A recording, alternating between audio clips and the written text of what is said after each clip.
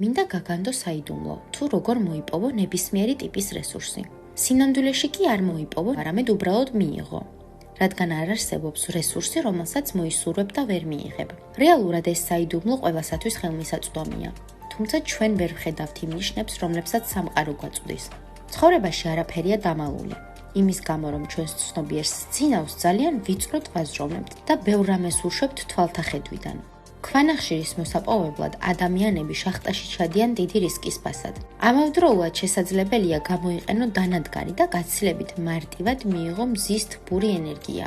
ხოლო თუ მზიან ამინდში უბრალოდ გარეთ გახვალ, შენი სხეული ყოველგვარი ძალისხმევის გარეშე აივსება ამ ენერგიით. ფულიც რესურსია. აქ მთავარი ის არის, რომ ირჩევ შენ, რომელ თამაშს თამაშობ. თუ ირჩევ თამაშს, სადაც ფული მძიმე შრომის შედეგად მიიღება, ეს კანონზომიერება მყარდება შენს ცხოვრებაში, შენს ყოველდღიურობაში.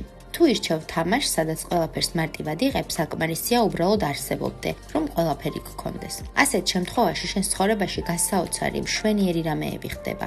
ახლავე ამ წუთიდან შეგიძლია შეცვალო შენი პროგრამა. შენი ძლიერინებით გამოხატო და დაამტკიცო სხვაგვარი წესრიგი შენს ცხოვრებაში. ერთ რამეში დაგეხმარები. გეტყვი ფრაზას, რომელიც ხშირად უნდა იმეორო. ჩაიწერე ან შეინახე ვიდეო. დაიძინე და გაიღვიძე ამ ფრაზით. უბრალოდ კარგად დაისწავლე.